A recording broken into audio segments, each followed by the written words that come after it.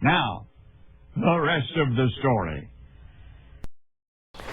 All right, welcome back. Now, in last night's video, I happened to mention that we had some issues with the baler getting started. The biggest problems I had with the baler, and granted, I know I told you, but I think it'd just be a little bit easier if I just showed you. But down underneath the back of the baler, let's see, here's the camera up. What you see is we have our belts that go around the baler that make the bale, of course. But what happens is when you're going to wrap the bale, the net wrap runs between the belts and these rails right here. And what happened last year when I was making corn fodder, you know, it was super wet and the bales were way too heavy, but given the circumstances, you do what you had to do. And what happened is that after a while, these rails, which are not very heavy, by the way, had all gotten worn or bent. And what they did is they were actually losing their contact with these belts that run around the baler. Because when the net wrap leaves the roll back here, it runs down through here and it runs right onto the bale. And I was having some issues last fall with it, where I was losing about half of the bale of net wrap. And what it was doing is it was wrapping on this back roll. There's a roll right here, and it was wrapping right through here, and I'd have to go through and cut a bunch of wrap off. And they did it the second bale of hay I made this spring, just the other day here.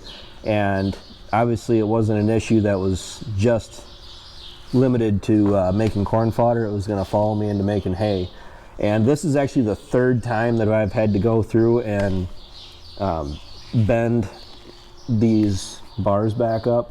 What I actually ended up doing, see, there's a bar right here that has 2 pins in on each side. I pulled the pins, pulled this bar out, because this bar right here is helping put tension on the rest of these rails. So what I did is put it in the vice grip, and I put a heck of a bend to it. You can see where the paint was kind of rusted out. All that rust is where the bar was. I mean, it was definitely a lot looser. When I went through and tightened it up, because there's 2 bolts on each end. You drop these rails down, and then you're able to get to it a lot easier. And I just put it in the vice grip and just kind of yanked on it once or twice, and it bended back really well, which is probably part of the problem as to why this is bent down like it was. So 10-minute fix, especially for the beginning of the season, really wasn't all that bad. It was probably self-inflicted, due in fact to baling corn fodder when it was wet. I could have probably alleviated that problem if I would have went out in the middle of the night last fall and gotten the stalks cut when I had the chance. But just for those of you that were around, you guys know pretty well that last fall harvest was pretty rough, drawn out, and pretty well miserable. I mean, we didn't get half the work done that we really typically would have. And the net wrap, this is actually from corn fodder last year. I didn't really use a whole lot out of it. A little bit of a trick I have with these balers, this baler in particular, I went and cut a piece of plastic. I mean, it's not very thick. But what it does is that I put it down in there, and that when you have a full roll, it still engages, hits just enough of that plastic that it'll keep the roll from going over too far. I mean, you can see that's what it's done so far with just that one piece. I could go through and get another piece of plastic and put it on this side if I really needed to. But what it does, the problem I was having is that you can see, oh, you can see right down in there, I got some net wrap I have to pull off the end. But what's happening is that when this net wrap roll was all the way to the side and it was pulling the wrap off, what it was doing, which I got sick of, and a simple little fix was pretty awesome.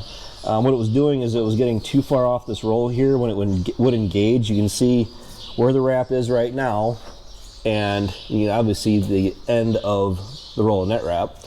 So when that actually starts pulling, that actually pulls over like that, and then what you end up doing is it catches on the end down here, pulls it down in, and then you lose about a foot or so of your wrap because it likes to go down in here, and it just makes for an ugly bale. And then seems how not all, but some of our bales get stored outside.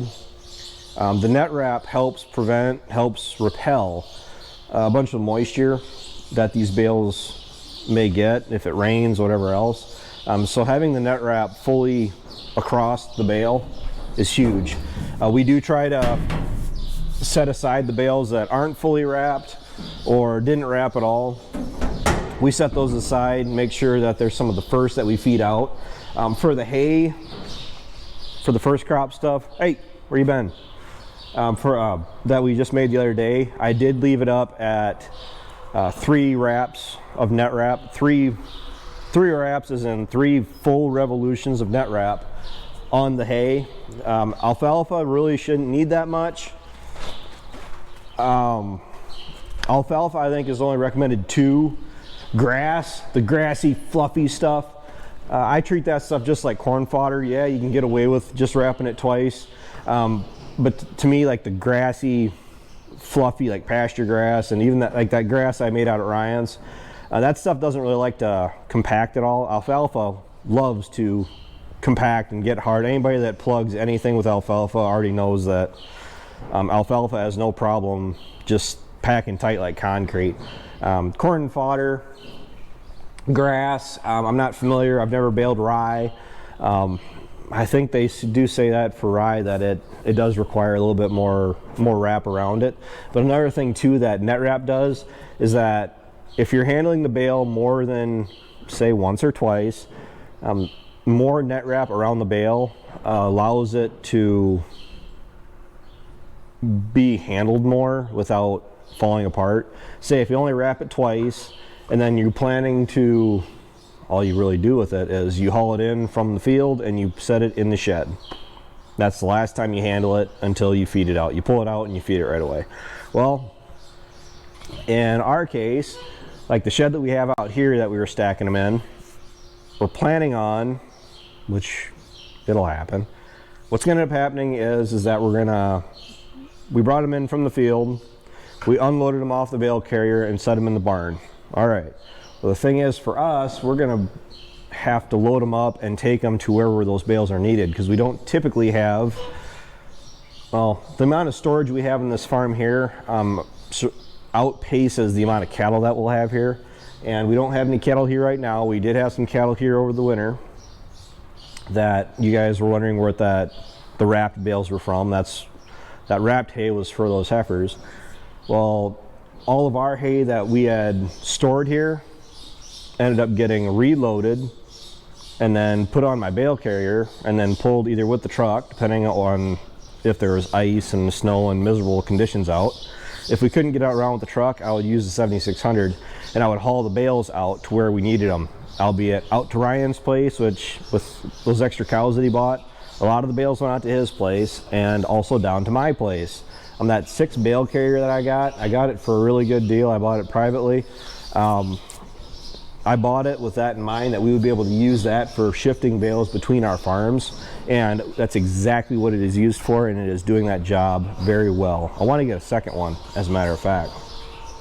So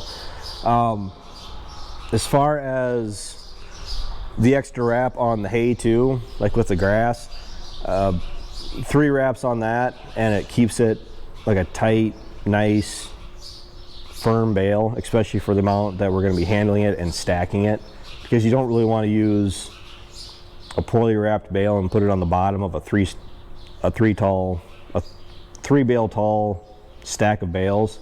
because that bottom bale, if it smashes, which it usually does, they lose about 6 inches of their height once they sit all winter with 2 bales on top of them. That bottom bale is usually pretty smashed, and you just want to make sure that they're able to hold their shape without blowing up on you.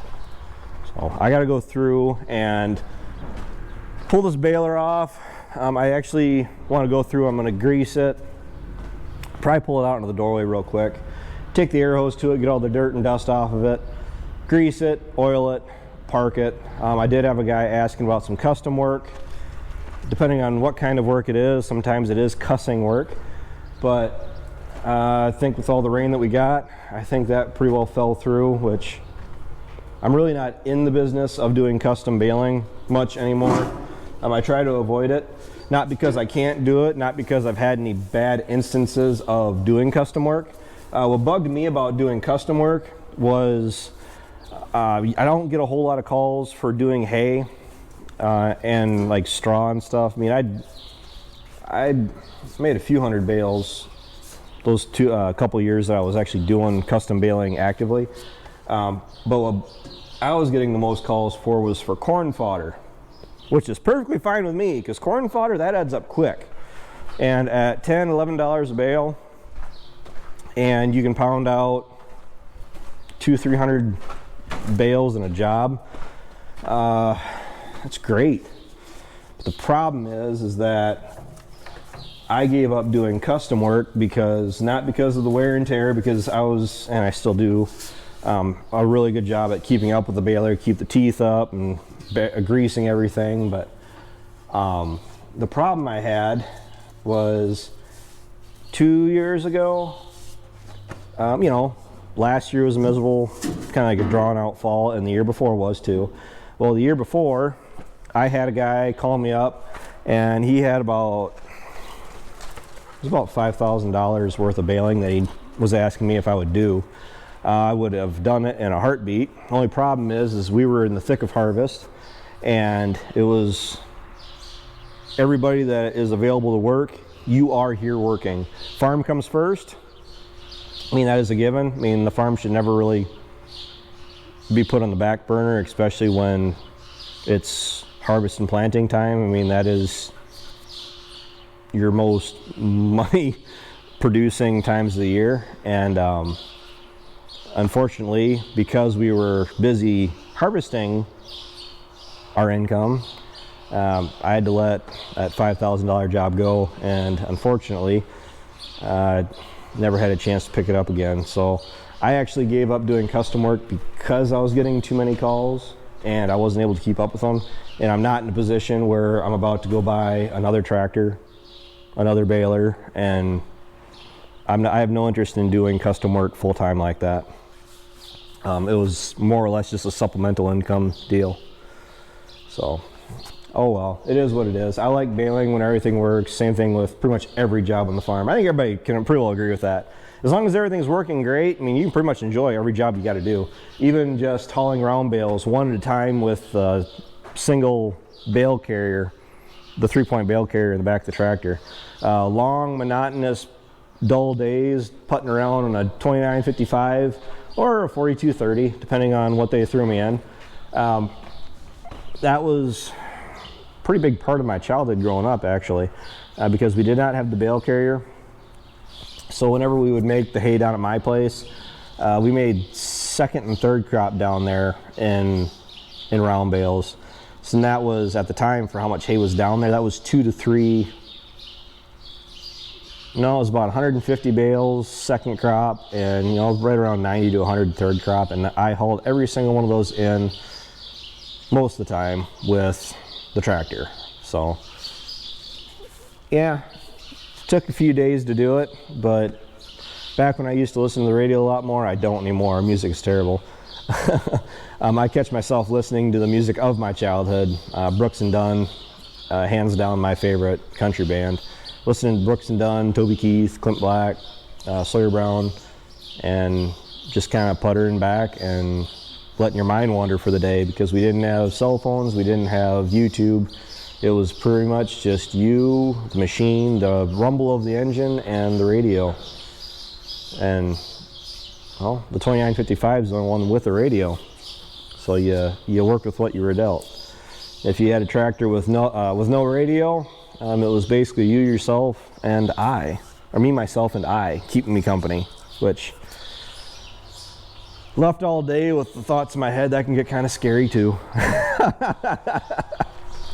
All right, I better get back to work, otherwise Brittany's gonna be calling, wondering where I'm at. So, thanks for tuning in. Thanks for watching. Hope I answered some of you guys' questions about the issues we had with the baler. We had a electrical issue too, but that was just a little bit of corrosion, but hardly worth bringing up. So, with that, take care, take it easy, keep in touch. I'll talk to you guys later.